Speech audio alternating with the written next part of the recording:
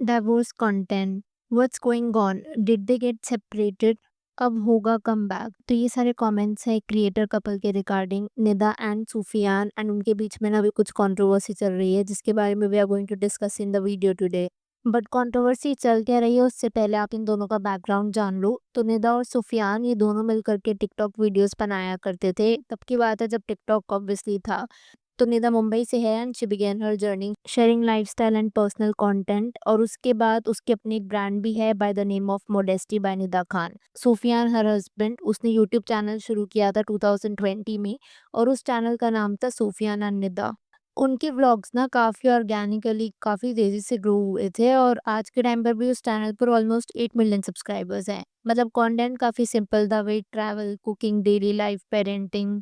इन दोनों का एक बेटा भी है by the name of Sohan. तो ये अपने व्लॉगिंग वाले चैनल पर ऑलमोस्ट सब कुछ ही दिखाते थे, रमदान व्लॉग, सन का बर्थडे, इवन एक टाइम पर इनका बेटा बीमार भी था तो उसको भी उन्होंने काफ़ी ज़्यादा कवर किया था, विच सीम्ड अ बिट वियर्ड। चाहे फैमिली आउटिंग्स हो, दे शोड इट ऑल।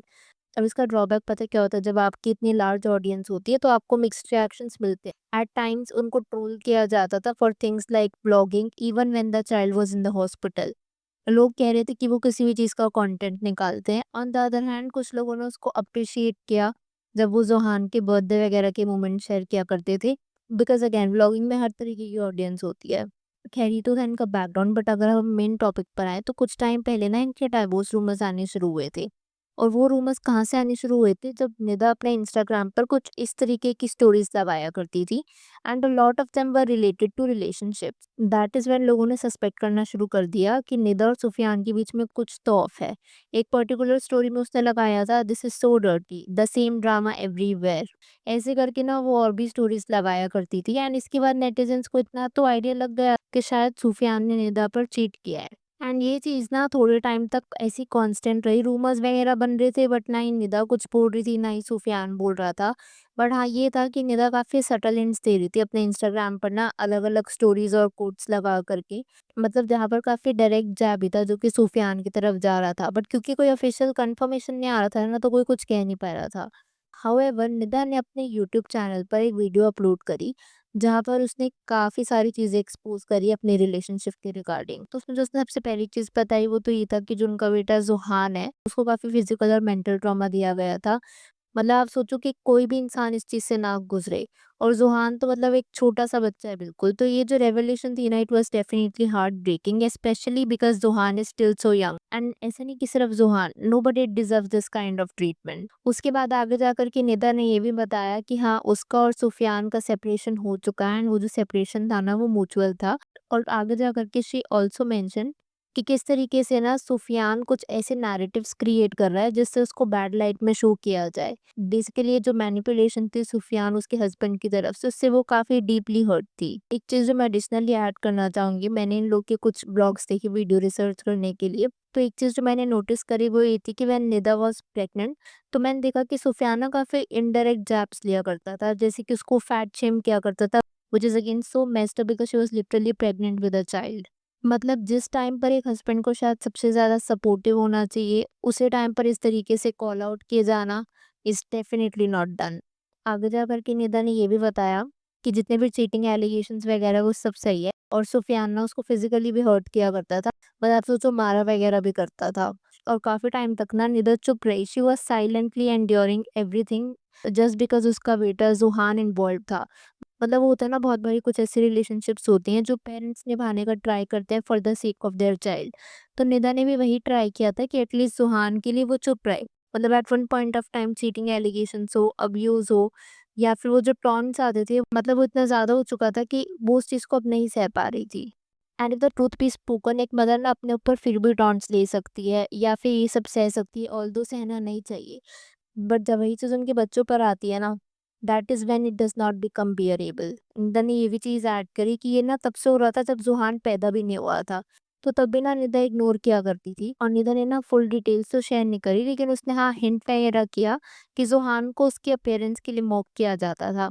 मतलब आप यहाँ पर ये सोचो कि एक छोटा-सा बच्चा, उसको उसके अपीयरेंस के लिए मॉक किए जाना, this baby is literally so cute. और ये जो मॉकरी है ना वो उसके खुद के घर से आ रही थी, उसके स्किन कलर की रिगार्डिंग। जब इस तरीके की चीज़ें होती थी ना, तो at this point of time Nida realise कि अब वो इस बिहेवियर को बिल्कुल भी एक्सेप्ट नहीं करेगी, बिकॉज़ अब लिटरली बात उसके बच्चे के ऊपर आ चुकी थी।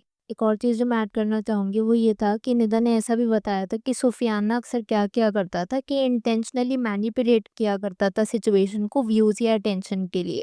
अच्छा, एक चीज़ जो मैं यहाँ पर ऐड करना चाहूँगी वो ये है, जो इनका चैनल था ना सुफियान और निदा करके, उसका एक्सेस आई बिलीव सुफियान के पास था। तो जब सुफियान और निदा सेपरेट हुए, तो निदा के पास ना कोई सोर्स ऑफ इनकम बचा नहीं था, जिसकी वजह से उसको दूसरा चैनल खोलना पड़ा था। और ये जो सिचुएशन है ना वो मुझे काफ़ी हद तक पारस और स्नेहा, ये दोनों एक कपल थे। इनके आप इनके बारे में नहीं जानते, you can check it out by clicking on the I video. मुझे इनकी याद दिलाता है, बिकॉज़ पारस और स्नेहा की भी ऑलमोस्ट सेम ही सिचुएशन हुई थी। पारस और स्नेहा पहले इकट्ठे काम किया करते थे। फिर उन दोनों का जब सेपरेशन हुआ था, तो पारस ने जो स्नेहा का व्लॉगिंग चैनल था, उसका एक्सेस उसके पास था and he literally deleted that channel. उस टाइम पर उस चैनल पर ऑलमोस्ट 2 मिलियन सब्सक्राइबर्स थे। तो मतलब आप ये सोचो कि स्नेहा का जो हार्ड वर्क था इतने इयर्स का, वो सिर्फ़ कुछ सेकंड्स में चला गया, which is honestly very, very sad. And ऐसे कुछ सुफियान और निदा की सिचुएशन में हुआ, जिस चैनल को उन दोनों ने मिलकर के बड़ा किया था। निदा का कितना ज़्यादा कंट्रीब्यूशन रहा करता था, बट आफ्टर द सेपरेशन वो चैनल अभी भी सुफियान के पास है, जबकि निदा को स्क्रैच से सब कुछ शुरू करना पड़ा है। खैर, जब इतना सब कुछ हो रहा होता है और निदा की तरफ से हमें अलग-अलग पर्सपेक्टिव सुनने को मिलते हैं, उसकी साइड ऑफ स्टोरी सुनने को मिलती है, तो सुफियान भी ना अपने इंस्टाग्राम पर काफ़ी ज़्यादा एक्टिव हो जाता है एंड अपने कम्युनिटी चैनल में कुछ इस तरीके का पोस्ट डालता है। एक चीटर को आसपास के सारे लोग चीटर ही लगते हैं। Truth will reveal itself on its own. I am not seeing anything just because there is a future ahead of a child and I know what social media can do if I start telling the truth. अगर मुझ पे झूठे इल्ज़ाम लगाने से किसी की life में पैसा और फेम आ सकता है जो फ्यूचर के लिए फ़ायदेमंद हो, तो आई एम ओके। तो ये तो सुफियान ने शेयर किया था अपने इंस्टाग्राम कम्युनिटी चैनल पर एंड इसके साथ ही साथ उसने अपने इंस्टाग्राम पर 2 स्टोरीज़ भी पोस्ट करी थी कुछ ऐसा। पहली स्टोरी तो थी ये, प्रूफ्स मेरे पास भी बहुत है, बट एक बच्चे का फ्यूचर खराब ना हो, इसी वजह से आई एम साइलेंट, बट अगर यही गेम खेलना है तो I am up for it. और जो दूसरी स्टोरी लगाई थी ना, उस पे किसी नेटिजन ने पूछा था कि सुफियान, मुझे पता चला कि तुमने निदा पर चीट किया, और उसने ये बताया कि उसके पास सारे प्रूफ्स हैं। तो उसका जवाब देते हुए सुफियान ने कहा, अगर मैं कुछ गलत करता और इंसान के पास प्रूफ होता तो इंसान केस करता है। तो मतलब यहाँ पर सुफियान ने बोला कि अगर कुछ गलत होता तो निदा केस करती, बट निदा का ये कहना था कि वो इतने टाइम तक चुप इसलिए थी for the sake of her child. आगे जाकर के सुफियान लिखता है, बट यहाँ सोशल मीडिया पे लोग वन साइडेड जज कर लेते हैं। प्रूफ रखने वाला इंसान कोर्ट में जाके इंसाफ लेता है, ना कि सोशल मीडिया फेम और पैसा कमाने के लिए ये सब टाइम पास करता है। खैर, ये कंट्रोवर्सी काफी मेस्ड अप है, मैंने सोचा why not talk about it. अभी हमें ये नहीं पता कि किसकी side of story is correct, but एक चीज जो मैं कहना चाहूंगी वो ये है कि अगर दो पार्टनर सेपरेट भी हो जाते हैं, तो शायद रिस्पेक्ट को नहीं भूलना चाहिए। निदा की जो मैंने वीडियो देखी, मैंने ये चीज़ नोटिस करी कि वो सुफियान की तरफ ना रिस्पेक्टफुल थी, even after they have gotten separated. लेकिन सुफियान के जैसे आप वर्डिंग्स देख भी सकते हो, काफ़ी मतलब मुझे डिसरिस्पेक्टफुल लगा, जो कि नहीं होना चाहिए। हाँ, हो सकता है कि वो अब उसकी एक्स वाइफ है, but she is still the mother of their child. अगर उसकी एक्स वाइफ है तो भी इस तरीके के वर्डिंग्स तो शायद नहीं यूज़ करने चाहिए। एनीवेज, अब मैं यहाँ पर आपसे आपका पॉइंट ऑफ व्यू जानना चाहूँगी। अगर आपकी इस वीडियो के ऊपर कुछ थॉट्स है तो please to let me know in the comments below. Also इनकी कंट्रोवर्सी में who do you think is right and wrong, please to let me know that is well. Video पसंद आई हो तो hit that like button, consider subscribing the channel if you haven't already, and I will see you super soon with another video.